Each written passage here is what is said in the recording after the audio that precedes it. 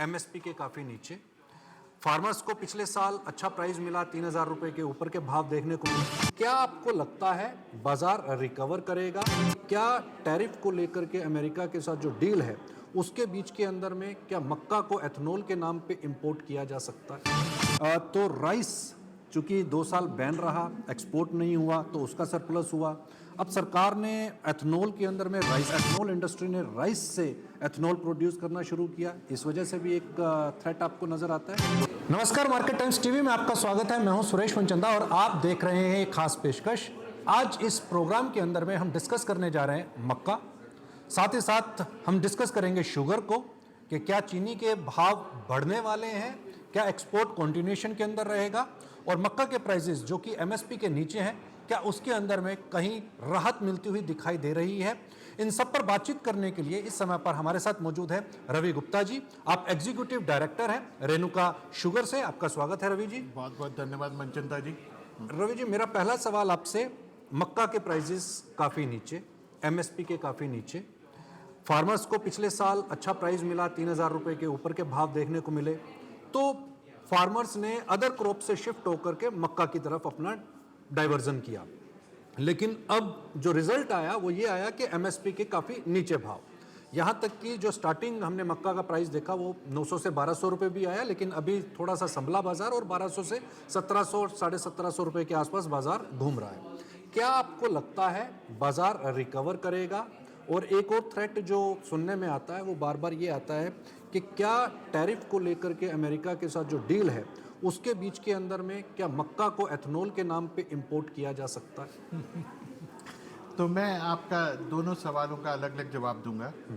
देखिए, अगर जो प्राइसेस आपने कहा कि लास्ट टाइम 30 रुपये किलो मक्का चला गया था और जबकि एमएसपी 24 रुपये के लगभग थी, तो मक्का इतना लुक्रेटिव हो गया फार्मर्स के लिए कि फार्मर ने हर एरिया पे जहां उसको पॉसिबल था मक्का उगाया।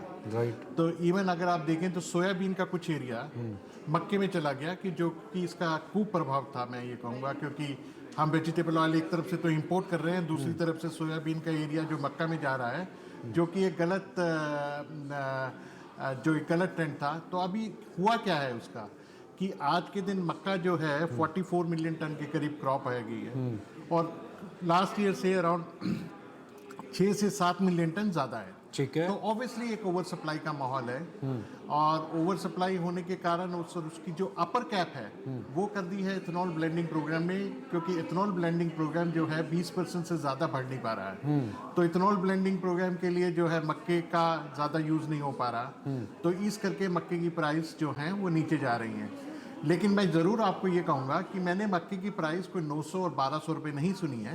मैंने लोएस्ट मक्के का भाव जो है 1,500-1,600 रुपये के करीब सुना है और 1,600 रुपये से नीचे गिर के मक्का 1,700-1,750 रुपये के करीब चल रहा है, क्योंकि 1,600 रुपये जब भाव टच किया तो इंडिया का जो मक्का की जो एक्सपोर्ट पैरिटी है वो बन गई। और करीब करीब मेरे को लगता है 4 से 5 लाख टन मक्के का एक्सपोर्ट के कॉन्ट्रैक्ट हो गए हैं। वियतनाम जा रहा है, इंडोनेशिया जा रहा है, थोड़ी बहुत बर्मा में डिमांड है। आप देखिए, लास्ट ईयर हम बर्मा से इंपोर्ट कर रहे थे मक्का, आज के दिन हम बर्मा को एक्सपोर्ट कर रहे हैं मक्का।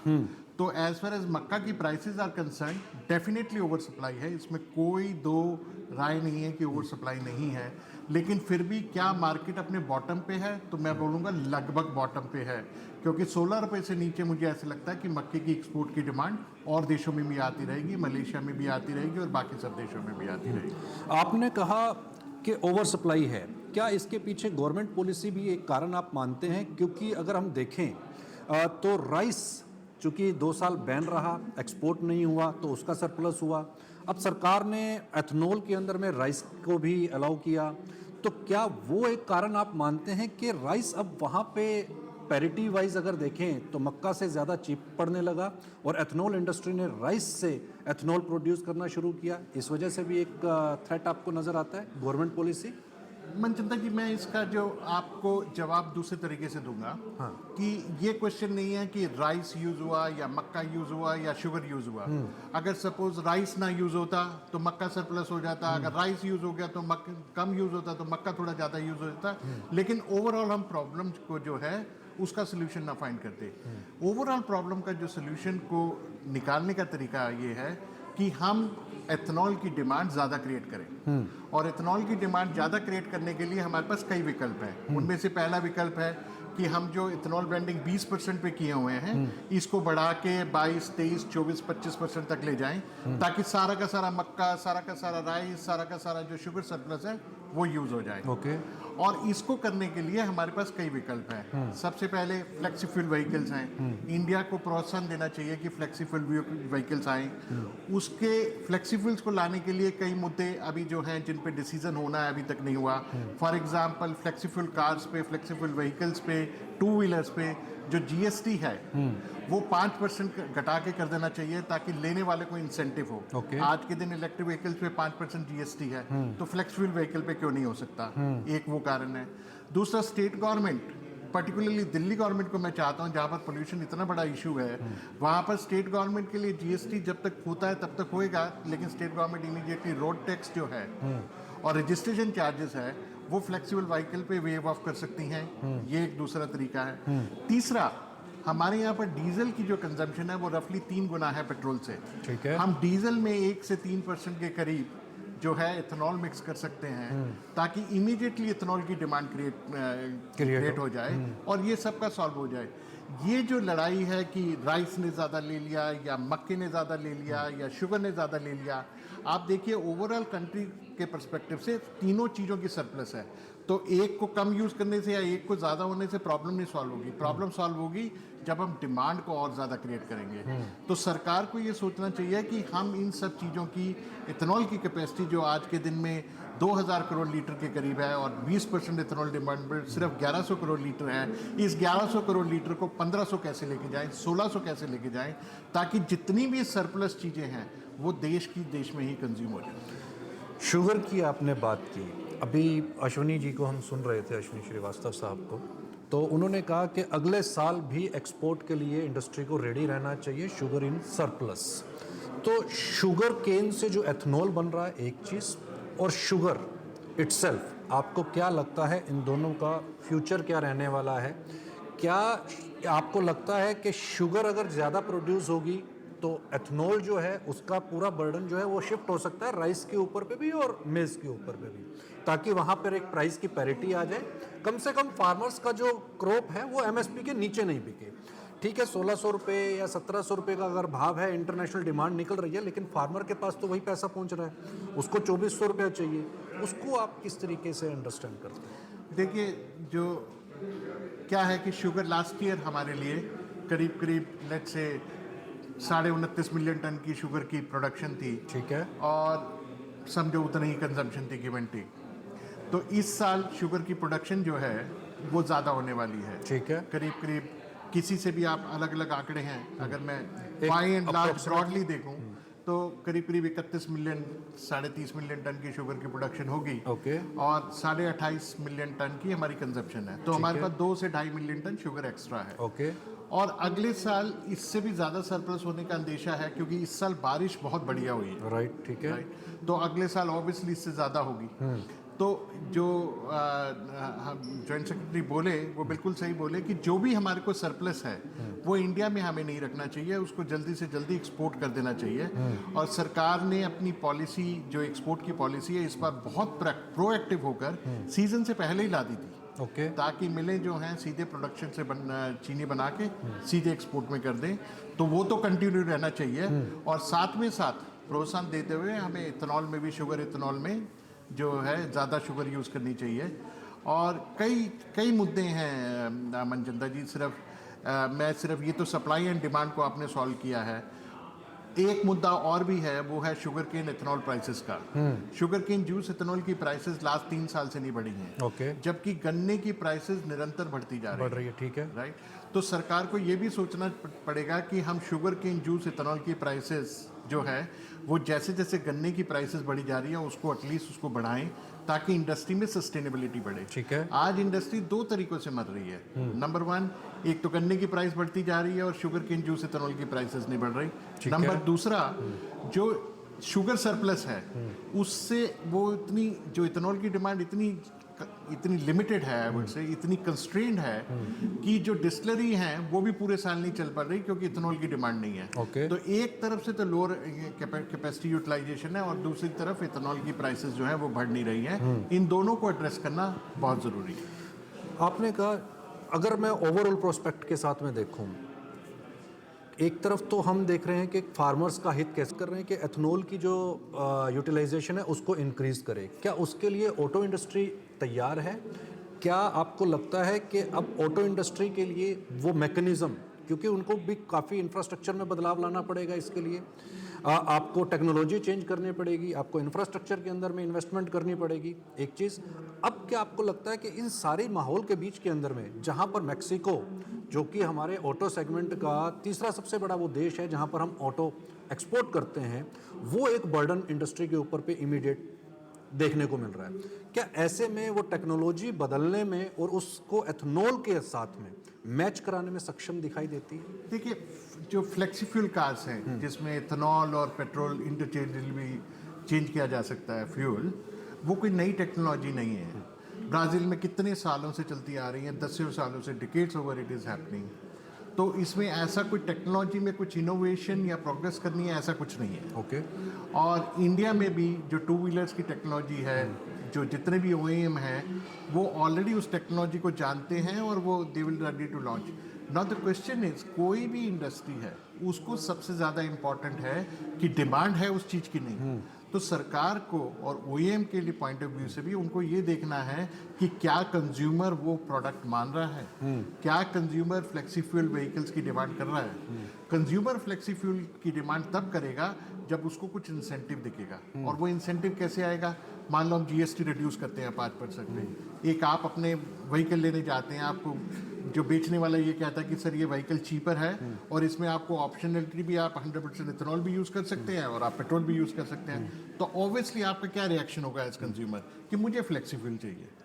तो मार्केट ड्रिवन फोर्सेस जो हैं वो ही OEM को इनकरेज कर देंगी। EV व्हीकल या फ्लेक्सी फ्यूल व्हीकल? देखिए, इंडिया में ये जो डिबेट है ना, ये अननेसेसरी है। आई टेल यू, अभी हमारा जो EV का जो है टोटल शेयर वो 3 से 4% के करीब है। ओके। एथेनॉल में ब्लेंडिंग अभी 20% हुई है। We have miles to go, miles to go. Everything can coexist. So it is not either or situation, it is and situation. मतलब मुझे ऐसे लगता है कि हमें इथेनॉल को भी बढ़ावा देना चाहिए, हमें EV को भी बढ़ावा देना चाहिए, हमें CBG को भी बढ़ावा देना चाहिए। Compressed biogas is a very very big future and सरकार की एक जो स्कीम है सतत, उसके कारण अभी जो हमारे टारगेट थे हम उससे बहुत बहुत पीछे हैं। तो in nutshell I will say कि it is not either or situation, it is and we have miles to गो।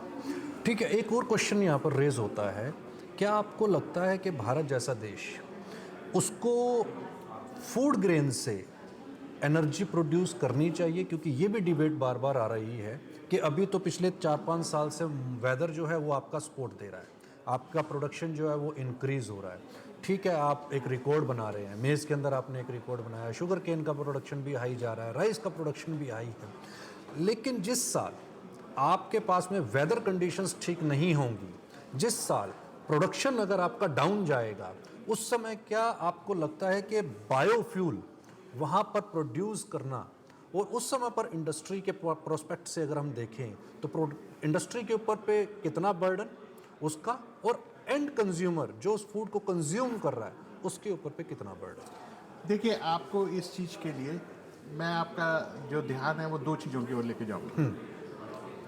मैं आपको शुगर केन की बात करता हूँ, आप फूड वर्सेस फ्यूल की बात करते हैं। जब इंडस्ट्री प्रॉफिटेबल हो जाती है, और ये मैं अक्सर कहता हूँ, तो इंडस्ट्री में एफिशिएंसी आती है। ओके।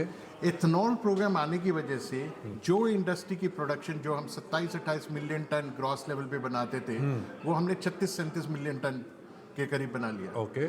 अब इसको बनाने में क्या उतना ही एरिया इंक्रीज हुआ? मेरा आंसर है नो।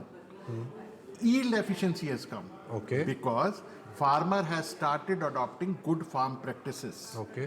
मक्के में मक्का was the most neglected crop because उस फार्मर को बेचारे को जो 1200 रुपए में मक्का बेच रहा है वो क्या फर्टिलाइजर देगा उसको, क्या बेस्ट एग्रीकल्चर प्रैक्टिस देगा। लेकिन जब मक्का महंगा हुआ farmer started caring for his crop more, result yields have increased. Okay. So today, if you are through your own efficiency, agriculture efficiency, you can give more income to the farmer. You can also do your ethanol program. I think that is the best alternate which any country can think. तो अगर production को increase करना है तो आपको लगता है कि जीएम क्वालिटी, जीएम वैरायटीज के जो सीड्स हैं उनको प्रमोट करने की ज़रूरत है? देखिए इस सब्जेक्ट में जनरली मेरा अपना ये मैं बहुत ही कंजर्वेटिव हूँ अपना ओपिनियन देने के लिए। एक उसका कारण मेरे को ऑनेस्टली आपको बोलना पड़ेगा कि मैं इस बारे में सक्षम नहीं हूँ। ओके। जेनेटिकली मॉडिफाइड सीड पे मैं बहुत रिसर्च करके देखा और on the face of it genetically modified seeds जो हैं वो ऐसा नहीं है कि it's all tick, right? There is some gray area. Now this needs to be studied. Okay. And this has to be studied by the scientists, not practitioners like me. Okay. So I will refrain from commenting on GM. But without GM today, even with the current status, we have tremendous scope of increasing the yields in India. Okay. आपको मक्के का मैं example देता हूँ। The difference in yield from one state to the another state is some state would be producing 2.5 million tons per hectare. True. And another states are producing 6 million tons of True. hectares. So within this scope, there is a wide scope of enhancement and increment. बिल्कुल निश्चित तौर के ऊपर geographic काफ़ी matter करती है। हमने पंजाब के अंदर में वीट का बड़ा एग्जांपल देखा Exactly. कि 70 क्विंटल और 90 क्विंटल तक का उन्होंने प्रोडक्शन लिया एक हेक्टेयर के अंदर में। अदर स्टेट के अंदर उन्होंने एवरेज अगर हम देखेंगे तो 33 से लेकर के और 36 क्विंटल तक के आसपास का है, यानी कि 3 से 4 टन के आसपास। वहाँ पे 8 से 9 टन आपको क्रॉप का साइज़ मिल रहा है। तो ये कुछ ना कुछ एरियाज़ हैं जहाँ पर निश्चित तौर के ऊपर पे काम करने की आवश्यकता है। अगर मैं आपसे ये पूछूँ कि DDGS, क्या DDGS आपको लगता है DOC? क्योंकि आपने सोयाबीन का एग्जांपल दिया कि सोयाबीन से फार्मर जो है वो शिफ्ट हो गया मक्का की तरफ, क्योंकि मक्का में प्राइसेस मिल रहे थे। वो उनका शिफ्ट होना लाजमी भी था क्योंकि काफ़ी लंबे टाइम से उनको क्रॉप का अच्छा पैसा भी नहीं मिल रहा। अब चूँकि सोयाबीन मेजरली DOC की क्रॉप है, पोल्ट्री फीड के लिए यूज़ होती है, अब उसको रिप्लेस कर दिया DDGS ने। अब क्या आपको लगता है कि सोयाबीन, चूँकि हम बाहर से ऑयल इंपोर्ट कर ही रहे हैं, सोया ऑयल इंपोर्ट हो रहा है, एक लार्ज क्वांटिटी के अंदर इंपोर्ट हो रहा है, तो सोयाबीन की तरफ बहुत ज़्यादा फोकस करने की ज़रूरत नहीं है, आप मक्का की तरफ ही लगे रहो? ऐसा नहीं कहूँगा मैं बिल्कुल, बिकॉज कारण ये है कि जो देश करीब 80% अपनी जो रिक्वायरमेंट के लिए ऑयल्स, इंपोर्टेड ऑयल्स पे डिपेंड है, उसको ऑयल का एक ड्रॉप भी नहीं छोड़ना चाहिए। तो सोयाबीन में 18% के लगभग तेल होता है, राइट। तो सोयाबीन को मैं बिल्कुल नहीं कहूँगा कि छोड़ना चाहिए। Soybean should continue to grow and actually we should make soybean helps in more than one way, by the way. It's also good for the soil, because of this one. तो soybean की cost पे मक्के का area लाना is something which we should debate and which we should actually seriously think that whether that's the right thing to do or no.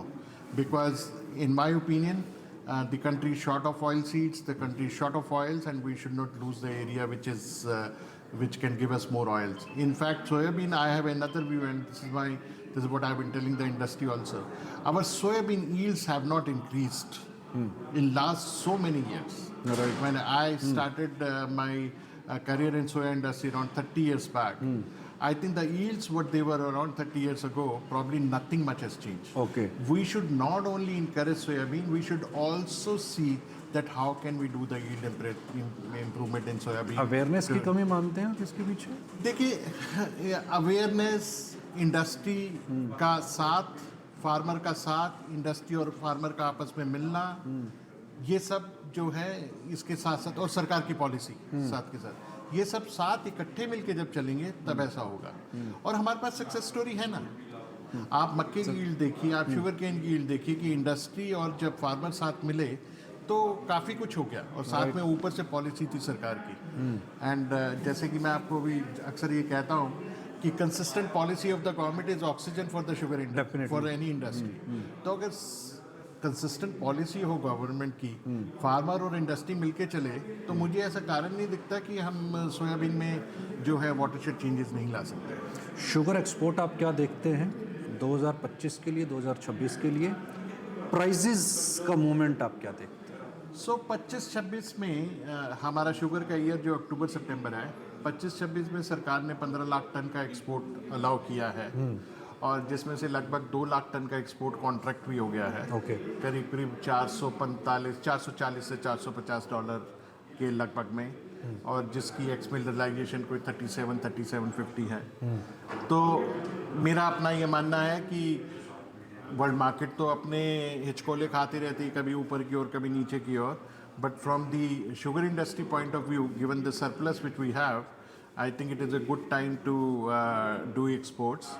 And as far as price trend is concerned, there is oversupply. So much will depend on what government does. Because मैं आपका इसमें ध्यान बटाना चाहूँगा कि जैसे आप minimum support price कहते हैं, वैसे शुगर के केस में हम कहते हैं मिनिमम सेलिंग प्राइस। राइट। तो मिनिमम सेलिंग प्राइसेस जो लास्ट सरकार ने तय की थी, शायद 2019 में की थी, कि 31 रुपीज़। उसके बाद गन्ने की हर साल प्राइस बढ़ी है, FRA तो, इंक्रीज तो किया है। अभी हालत ऐसी है कि जो शुगर की प्राइसेस है महाराष्ट्र में करीब 36 रुपीज़ के लगभग आ गई हैं, जो कि कॉस्ट ऑफ प्रोडक्शन से भी नीचे है। ओके। इंडस्ट्री ने जो कॉस्ट ऑफ प्रोडक्शन है 41 रुपीज़ के करीब दिया है सबका ऑन एन एवरेज मिला के, और प्राइसेस 36 हैं। तो सरकार का एक ज़रूरी है कि MSP को जो है in line with the sugarcane cost लाया जाए, ताकि थोड़ा सा प्राइसेस को प्रोत्साहन मिले, और मुझे बहुत उम्मीद है कि आज नहीं तो कल ये हो जाएगा, और इसको होना ही पड़ेगा for the long term survival of the industry. Sugar के प्राइसेस इंक्रीज करेंगे? शुगर के प्राइसेस ऑलरेडी 36 के लगभग आ गए हैं। कोई बहुत भयंकर तेजी ऐसी आ जाएगी मुझे इस सरप्लस एनवायरनमेंट में दिखता नहीं है। And sugar is a very regulated commodity. इसकी जो सप्लाई एंड डिमांड है लगभग सरकार निश्चित करती है। हर महीने का एक कोटा होता है सप्लाई का, वो आपको बेचना होता है। तो much will depend on what government does. ठीक है। And so that is what which will drive the domestic sugar prices. आपको लगता है AI अपने प्रोडक्शन इंक्रीज के अंदर में कुछ मैजिक कर सकती है? 100% AI का बहुत स्कोप है, और काफ़ी हद तक मैं बता रहा हूँ कि इसमें काम शुरू हो गया है। What you call precision farming based on the technology and information technology. तो जैसे कि आपको एक एग्जांपल दूँ कि आप ऐसे सिस्टम्स हैं कि आपको वेदर को सेंस कर सकते हैं, सॉइल का मॉइस्चर नाप सकते हैं, और AI और टेक्नोलॉजी की मदद से जितना आपका सॉइल का मॉइस्चर है उसी के हिसाब से आपके स्प्रिंकलर चल सकते हैं। Okay. उतना ही पानी कंज्यूम करें जितना की ज़रूरत हो। ठीक है। और आपको वेदर फोरकास्ट आगे तक का मिल सकता है। तो AI has a very very big role to play in agriculture, and I see it only growing. लेकिन आपको लगता है कि क्योंकि इंडिया के अंदर में प्रति हेक्टेयर या मैं यूं कहूं कि पर पर्सन जो लैंड होल्डिंग है वो 1 हेक्टेयर से भी कम की है, ऐसे माहौल के अंदर में जहां पर आपके पास में 1 हेक्टेयर लैंड भी नहीं है हिस्से के अंदर में, वहाँ पर इस तरीके की टेक्नोलॉजी आपको लगता नहीं कि प्रोडक्शन से बहुत ज़्यादा हैवी कॉस्ट आएगा और उसका इसके लिए कई सालों तक मतलब आपकी रिकवरी नहीं हो पाएगी? आपने बिल्कुल सही बोला। इसके लिए जो है इंडस्ट्री, फार्मर और गवर्नमेंट तीनों को जॉइंट एफर्ट करने पड़ेंगे। फॉर एग्जांपल, अब एक शुगर इंडस्ट्री का यूपी में कैचमेंट एरिया करीब 15 किलोमीटर के करीब होता है। 15 किलोमीटर में एक फैक्ट्री होती है। तो शायद इंडस्ट्री को भी आगे आना पड़ेगा, ताकि AI की टेक्नोलॉजी से जो उनके फार्मर्स उनके बीच में आ रहे हैं उनकी प्रोडक्टिविटी बढ़े, राइट। और जो है हम कम नेचुरल रिसोर्सेज लेके ज़्यादा से ज़्यादा प्रोडक्शन इंक्रीज करेंगे। और जहाँ पर इंडस्ट्री की इन्वॉल्वमेंट नहीं है वहाँ पर स्वाभाविक है कि सरकार को बीच में आना पड़ेगा, ताकि सरकार ऐसे क्लस्टर क्रिएट करे जिसमें ये हम टेक्नोलॉजी जो है यूज़ कर सकें, और टेक्नोलॉजी यूज़ करने के कारण के बाद हम अपनी एग्रीकल्चर एफिशिएंसी को बढ़ा सकें। मक्का का स्टॉक करना चाहिए इस टाइम पे? ये भाव अच्छे हैं? ये बड़ा ही पेचीदा सा सवाल है। तो लेकिन मेरा अपना मानना है कि जिस हिसाब से आपने कहा कि ऑलरेडी जो मक्के की प्रोडक्शन है 70 से 80 लाख टन ऊपर है, राइट। तो और इस चीज़ को देखते हुए और इंडिया में जो स्टॉक कैरी करना कहना आसान है, करना बहुत मुश्किल है, क्योंकि एक बार आप जब वेयर हाउस में स्टॉक को ले जाते हैं तो उस पर वैसे 400-500 रुपये उसी दिन पहले दिन खर्चा हो जाता है। राइट। और दूसरा उसमें ब्याज है। और मक्के के केस में सबसे बड़ा प्रॉब्लम क्या होता है कि ये मॉइस्चर लूज़ करता है, वीट गेन करता है, मक्का मॉइस्चर लूज़ करता है। तो इसमें सब अपने चैलेंजेस हैं, तो जिसकी जैसा मार्केट का व्यू है उसको डिसाइड करना चाहिए, लेकिन सरप्लस तो है। जी, बहुत बहुत तो शुक्रिया रवि जी इस तमाम जानकारी के लिए, बने रहने के लिए। तो आपने सुना शुगर हालांकि गवर्नमेंट कंट्रोल्ड कमोडिटी है और बहुत ज़्यादा तेज़ी की संभावना नहीं है, लेकिन हाँ, सरप्लस शुगर होने की वजह से एक्सपोर्ट अपॉर्चुनिटीज़ आपके पास में अवेलेबल हैं, मंदा भी कहीं पर दिखाई नहीं देता। दूसरा, मक्का का प्रोडक्शन काफ़ी अच्छा है, निश्चित तौर के ऊपर पे मक्का को लेकर के, शुगर एथनॉल को लेकर के गवर्नमेंट पॉलिसीज़ यहाँ पर अगर आगे आती हैं तो यहाँ पर उन फार्मर्स का जिन्होंने शुगर ग्रो किया उनको प्राइजेस तो ठीक मिल रहे हैं, लेकिन एथनॉल कंपनीज़ को यहाँ पर बूस्ट मिल सकता है और मक्का के किसानों को भी बूस्ट मिल सकता है। कहीं मत जाइए, देखते रहिए मार्केट टाइम्स टीवी।